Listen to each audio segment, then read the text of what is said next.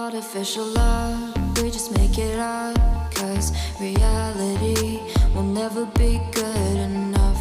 And even if it was, we just mess it up.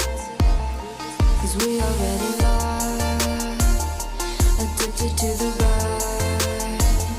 I never meant to fall. All I wanted was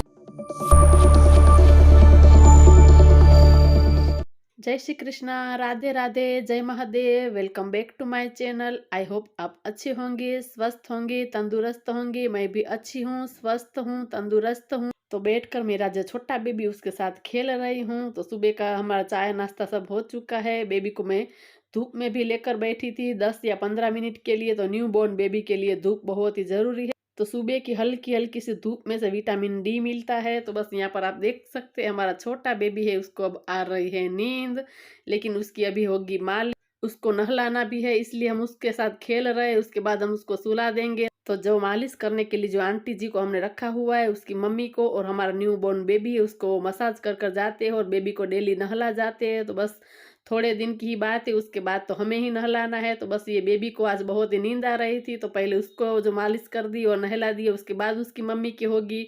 तो आज तो baby को साबुन से नहलाया है। तो हमारा बेबी है वो नहाने में बिल्कुल भी जो रोता नहीं है। तो ये हमारी क्यूट गर्ल बेबी है, उसको बहुत ही अच्छा लगता है नहाना। तो बस हमारे बेबी ने नहा लिया है, अच्छे से उसको पोंछ देंगे। उसके बाद उसको नए कपड़े पहना कर अच्छे से तैयार कर देंगे। a touch of artificial love. We just make it up. Cause reality will never be good enough. And even if it was, we तो हमारा छोटा बेबी है वो नहा धोकर सो गई है। तो बस सुबह के अभी 9:45 ही बजे, 9 बजे वो मालिश करने के लिए आ जाते हैं। तो बस मैं 9:45 बजे है और भाभी के लिए यहाँ पर राब बना रही हूँ गेहूं की। तो हमारे में डिलीवरी के बाद सुबह के टाइम और शाम को इस तरीके से बना देते हैं खाने के लिए। तो बस ज्यादा कुछ नहीं करते, बस गेहूं का आटा लेकर उसको ज्यादा घी डालकर सेक लेते हैं। उसके बाद गर्म पानी कर कर वो डाल देते हैं और थोड़ा सा गुड़ डाल देते हैं। तो बस राब मेरी हो चुकी है। भाभी को पिला भी दी है और भाभी गए नहाने के लिए। तो हमारा छोटा बेबी यहाँ पर खेल रहा है, सोकर उठ चुका है। तो बस मुझे ये आज पूरा जो कमरा है उसकी करनी है क्लीनिंग। तो जो गद्दा यहाँ पर रखा है उसके ऊपर मैं सोती हूँ, चारपाई के ऊपर लगा देती हूँ। तो थोड़ी सी स्पेस है और कमरा बहुत ही छोटा है। तो बस इस तरीके से पीछे मैं गद्दा रख देती हूँ और ये छोटा बेबी हमारा है उसको मैं यहाँ पर चारपाई पे सुला देती हूँ, क्योंकि आज बेडशीट है उसको मुझे चेंज करनी है। तो बस 2-3 दिन में मैं इसी तरीके से चेंज कर ही देती हूँ, क्योंकि कुछ ना कुछ वैसे सुसु पोटी करता है तो कभी कभी गंदी हो जाती है। वैसे तो हम रखते ही है नीचे, लेकिन फिर भी कभी कभार हो ही जाता है। तो बस 2 दिन में इसी तरीके से हम बेडशीटें अच्छे से चेंज कर देते हैं, क्योंकि घर में छोटा सा बच्चा होता है तो फिर थोड़ी सफाई ज्यादा रखनी पड़ती है, क्योंकि बच्चे की हेल्थ के लिए भी सही है। तो बस अच्छे से मैं उसको झाड़ दूंगी और दूसरी चादर है वो मैं बिछा दूंगी। तो आज मैं ये व्हाइट कलर की चादर है वो बिछा रही हूँ। तो हमारा छोटा बेबी साइड में खेल रहा है, आप देख सकते हैं। तो भाभी का बेड भी मेरे घर की तरह इस तरह के दीवार के पास है, तो ऊपर चढ़कर ही थोड़ा सेट करना पड़ता है। तो मेरा भी इसी तरीके से है। तो बस यहाँ पर पिलो कवर है वो भी मैं चेंज कर दूंगी। वैसे तो ये व्हाइट इसके साथ अच्छे से मैच हो रहा है, लेकिन जो इसका चादर का है वही मैं सेट कर देती हूँ। तो इसका इस तरीके का कलर है। artificial love,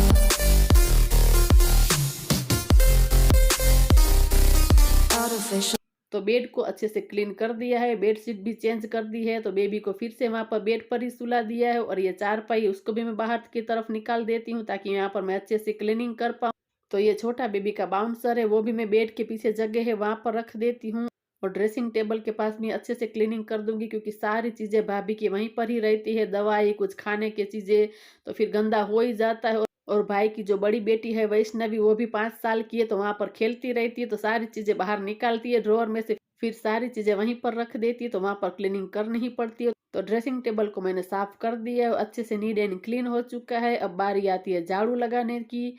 तो बस पूरा कमरा है वहां पर मैं लगा दूंगी झाड़ू। तो यहाँ पर भी इसी तरीके से सारी चीजें पड़ी, तो सबको मैं हटा कर ही लगाऊंगी, क्योंकि बहुत ही धूल आ ही जाती है। कमरा ऊपर की तरफ है, तो आजकल बहुत ही रोज के रोज बारिश होती है, तो आंधी तूफान जैसे आता है इस तरीके से यहाँ पर धूल उड़ती है। ऊपर का कमरा डेली के डेली साफ होता ही है, लेकिन ऐसा लगता है कि जैसे 3-4 दिन से झाड़ू नहीं निकाला, इतनी सारी धूल उड़ती है आजकल। तो बेड के नीचे भी मैं अच्छे से झाड़ू निकाल दूंगी, ताकि उसके नीचे भी जितनी धूल मिट्टी है वो निकल जाए।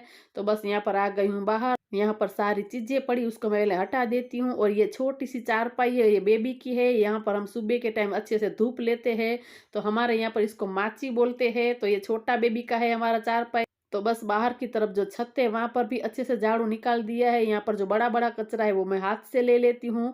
तो बस इसी तरीके से मॉर्निंग के टाइम पता ही नहीं चलता है कि काम का रूटीन कहाँ से कहाँ चला जाता है। बस छोटा बेबी के साथ खेलना, फिर घर का काम करना, फिर खाना बनाना। तो आजकल तो हमें पता ही नहीं चलता है कि समय का कांटा कहाँ जा रहा है। एक के बाद एक काम चला ही आता है, निकल ही आता है। तो पूरे कमरे की अच्छे से मैंने डस्टिंग कर ली है। अब बारी आती है पोछा लगाने की। तो मैंने ये पानी जो है आज डेटॉल वाला किया है। तो इसी तरीके से मैं आजकल जो डेटॉल वाला पानी से ही पोछा लगाती हूँ, क्योंकि छोटा बेबी है घर के अंदर, तो फिर जो भी बैक्टीरिया वगैरह होते हैं वो मर जाते हैं।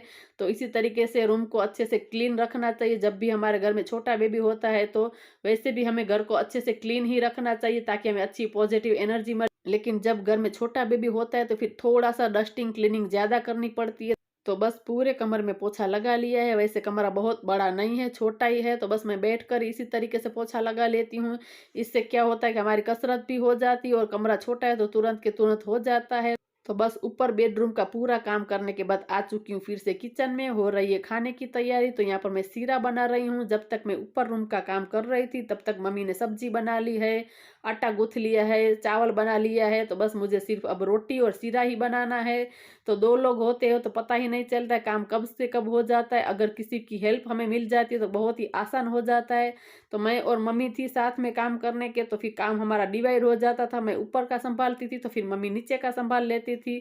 तो बस यहाँ पर थोड़ी सी मैंने डाली है सौंफ, और थोड़ा सा डाल दूंगी नारियल का बूरा। तो खाने में बहुत ही टेस्टी लगता है ये वाला सीरा। तो पूरा पानी खत्म हो चुका है, उसके बाद मैं डालूंगी गुड़। तो मैं इसी तरीके से बनाती हूँ, सबकी मेथड अलग अलग होती है बनाने की। तो बस पूरा पानी उसके अंदर जब नहीं दिखता है, पूरा घी दिखता है, उसके बाद ही मैं गुड़ डालती हूँ। और तुरंत के तुरंत मैं गैस बंद कर देती हूँ। वैसे भी जो बहुत ही गर्म होता है तो तुरंत के तुरंत ही गुड़ पिघल जाता है। और थोड़ा सा डाल दिया है ड्राई फ्रूट, और ऊपर से भी सजा दिया है।